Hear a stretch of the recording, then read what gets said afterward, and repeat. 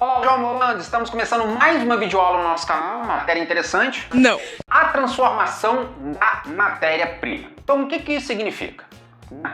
A transformação da matéria-prima, aquilo que a gente extrai da natureza, né, transformando em produtos, faz parte do setor secundário da economia, que a gente chama de indústria. A gente vai estudar com calma depois. Ah, tá de sacanagem, né? Todos os modos de transformação da matéria-prima em produto existem até os dias de hoje. Isto é, apesar de boa parte da produção ser modernizada e a cada conquista tecnológica, os modos tradicionais de transformação da matéria-prima em produtos não deixam ou deixaram de existir. Aqui no caso, um erro de língua portuguesa clássico é não deixaram de existir.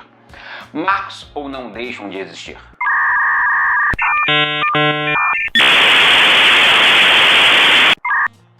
Marcos tecnológicos da transformação. Os três marcos tecnológicos dessa transformação são o artesanato, a manufatura e a indústria. O artesanato é a atividade em que o trabalhador produz utensílios e objetos manualmente, ou seja, transforma a matéria-prima em produto de forma manual, onde o artesão conhece todo o processo de produção.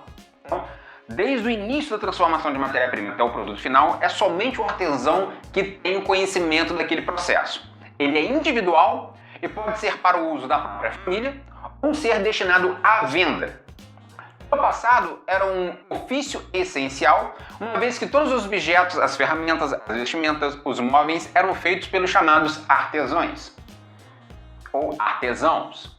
Temos mais um problema de língua portuguesa. Abra o olho, porra! Era possível ainda trocar algum produto por outro, como a parte da colheita de trigo por couro de animais. Isso acontecia porque o comércio ainda não existia, assim como espacialização, mas sem especialização, porque espacialização é uma coisa, especialização é outra, certo? Não sei. As atividades primárias e secundárias. Aqui a gente tem uma figura. Onde saiu essa figura, produção? Sabe não? Podia ter colocado ali um negócio chamado legenda. Depois eu te explico o que é. Aqui nós temos uma figura onde você vê ali o artesão, sua família, a esposa, os filhos provavelmente ali, onde ele está transformando a matéria em produto, utilizando máquinas simples, ferramentas da qual ele domina, né? Mostrando aí o processo do artesanato. O artesanato, quanto atividade produtiva, ele existe desde o surgimento do ser humano sobre o planeta, né? Desde a antiguidade, até mais ou menos ali o século XVI e XVII, quando você começa as transformações manufatureiras e depois a indústria. Ou seja, durante muito tempo da história da humanidade, o principal consumo dos objetos era a partir daquilo que os artesãos produziam.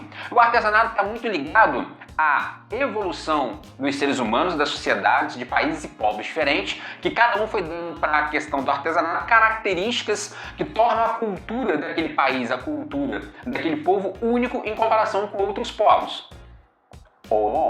Ah, agora eu entendi! Em muitas comunidades do interior, principalmente do interior de países subdesenvolvidos ou em áreas de populações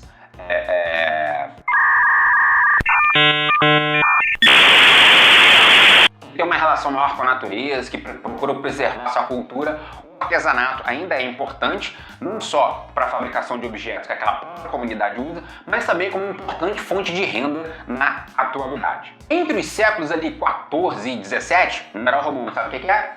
X1V 14, XV21 ali 17, sabe, né? Como assim? Não entendi. Quando as cidades começaram a ter mais habitantes e com o início do comércio, a demanda por utensílios artesanais aumentou. Os artesãos que trabalhavam de forma independente para comerciantes passaram a trabalhar para os donos de oficinas de ferramentas, quando surgiram chamadas corporações de ofício, que é só você pesquisar lá na história que você vai saber. Vai tomando seu rabo! Assim, o modo de trabalho passou a ser denominado manufatura, já é ali um avanço em relação ao artesanato. Na manufatura, o artesão passou a não ser dono das ferramentas, e sim a executar apenas parte do processo produtivo. Quando utilizavam máquinas, elas eram movidas por meio da força humana ali. Então, a manufatura pode ser chamada ali como se fosse o estágio intermediário entre o artesanato e a indústria. Aqui nós temos uma imagem. Ô, produção, precisamos melhorar isso daí. Imagem de um processo aí de manufatura, eu acho que a imagem está muito clara, não sei se está dando para enxergar, mas aqui tem umas informações aqui embaixo, aqui em latim. achando que você fala latim, produção? A manufatura vem do latim que mano significa mão e factura significa feitio, né? Então o feitio é a transformação da matéria-prima em produtos pela mão humana. Começa ali nesse momento o início da divisão social do trabalho dentro da produção de objetos, onde agora não é mais o artesão, você tem ali uma corporação de ofício, você tem mais pessoas trabalhando na transformação da matéria-prima em produto final. Agora vamos falar sobre a indústria. A indústria moderna, aquilo que nós chamamos de indústria, é aquela que faz uso de máquinas na qual os produtos são padronizados, isto é, cada artigo produzido é idêntico aos demais. Você tem a variabilidade dentro do processo produtivo, mas cada variável, cada produto diferente é produzido inúmeras vezes. Isso só foi possível com a evolução da tecnologia, do advento das fontes de energia.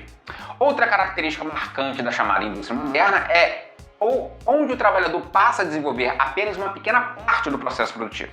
Se no artesanato ele dominava todo o processo, na manufatura ele dividia esse processo com outros trabalhadores, agora ele faz parte apenas de uma pequena parte do processo produtivo. Marcos tecnológicos relacionados às fontes de energia utilizadas e às maquinarias são denominadas fases da Revolução Industrial. Então a indústria ela nasce com a chamada Revolução Industrial, que a gente vai estudar depois, Tá bom. possibilitando ali a transformação da matéria-prima no produto final, utilizando máquinas e equipamentos especializados, com grande divisão social do trabalho, né?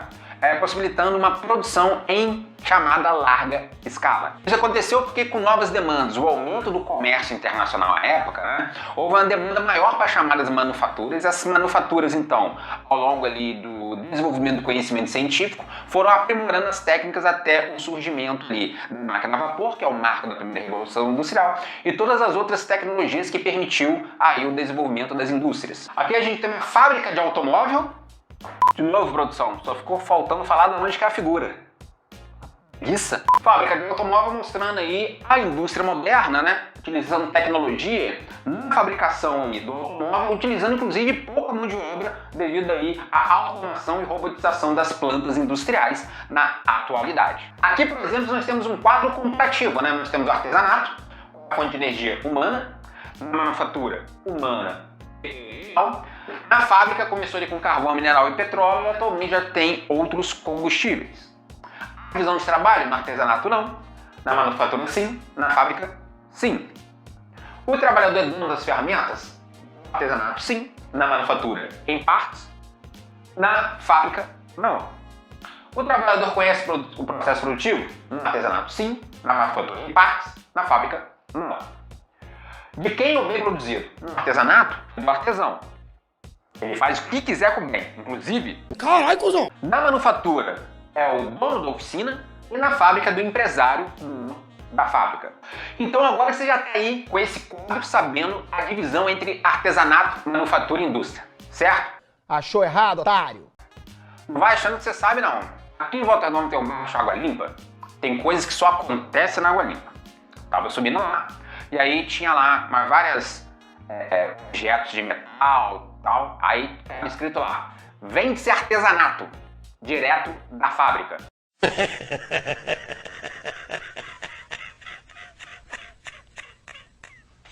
Vamos falar agora dos tipos de indústria. As indústrias podem ser classificadas de diversas maneiras, levando-se em conta a tecnologia empregada ou o tipo de produto. As indústrias de bens de produção são aquelas que produzem máquinas e peças para máquinas que em geral são usadas em outras fábricas. Já as indústrias de bens intermediários onde são produzidas matérias-primas que são usadas em outras fábricas, como aço, derivados de petróleo, papel, entre outras. Mas espera aí, indústrias de bens de produção então seriam iguais a indústrias de bens intermediários? Qual é a diferença? Não sei. Nós temos as indústrias de tecnologia de ponta, são aquelas indústrias nas quais se emprega tecnologia sofisticada com operários altamente especializados. São produzidos geralmente equipamentos eletrônicos, de telecomunicações, biotecnologia, aviação, etc., entre outros. Existem também as indústrias chamadas de montadoras. Nessas fábricas, peças produzidas em outras fábricas são recebidas e são montadas. Existem montadoras de mais diversos itens, especialmente aqueles que empregam muitas peças, como aviões, automóveis, computadores e etc. Temos também a chamada agroindústria, são aquelas que geralmente estão localizadas próximo à produção de matérias-primas ou aquelas que se unem aos processos agrícolas e industrial. Essa atividade pode englobar desde a extração de recursos, o cultivo ou criação de animais, até a transformação da matéria-prima em bens intermediários ou de consumo. Um exemplo é a indústria canavieira. Sabe o que é a indústria canavieira? Pode englobar o plantio, a colheita de cana-de-açúcar, a produção de açúcar ou de etanol. Aquela sua cachaçinha também vem da indústria canavieira. É claro. Aqui temos algumas plantas industriais que finalmente têm legenda.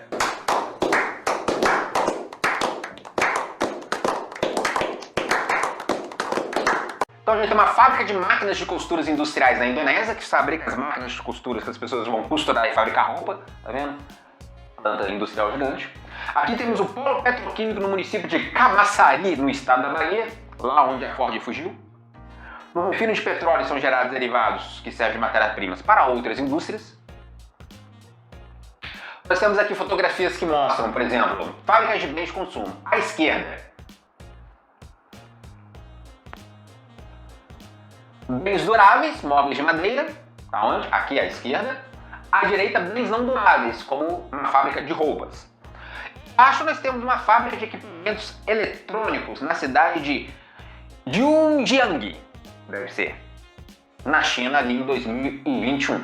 E aqui uma fábrica montadora de automóveis, que você já viu lá em Minsk, em Belarus, a antiga Bielorrússia. Então você tem aí essas imagens. Você tem ainda uma usina de cana-de-açúcar no município de Quinópolis, no estado de Goiás. O pessoal de Quirinópolis ficou feliz agora porque foi citado numa aula de geografia. As 32 pessoas que moram lá. Ah não, sério? E aqui você tem um mapa mostrando aí os espaços industriais dos países industrializados para o ano de 2018. Então você tem aí, sabe as cores? Tá vendo as cores? Então pelo menos não é daltônico. Ah, morre, diabo! Então você tem aí os países altamente industrializados, são aqueles em marrom escuro. Estados Unidos, Canadá, Japão, Itália, França, Alemanha, Inglaterra, ali da Escandinávia, os outros países aí. Não é ninguém não. Os países ali em meio bege, meio amarronzado ali, o segundo tom abaixo, né? São os países recentemente industrializados na América Latina, Argentina, Brasil, México, África do Sul, continente africano, Austrália, Indonésia, os países ali dos tigres asiáticos, a gente vai estudar depois. Também Índia, China, Rússia, países da Europa Oriental, Portugal, Espanha, etc.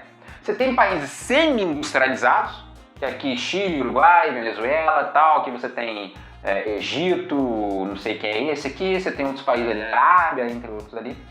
Países com pouca ou nenhuma industrialização, que tá tudo de amarelinho. O amarelinho mais clarinho aí são um país com pouca ou nenhuma industrialização. E o que está de verde são as regiões densamente industrializadas. É o que está de verde aí. Este é o mapa mostrando ali a industrialização. Encerramos a nossa videoaula de hoje. Eu esqueci de pedir lá no início do vídeo, né? Provavelmente você não chegou nesse final, para você se inscrever no canal, deixar o seu like aqui, escrever nos comentários lá que a gente responde. E até a nossa próxima aula.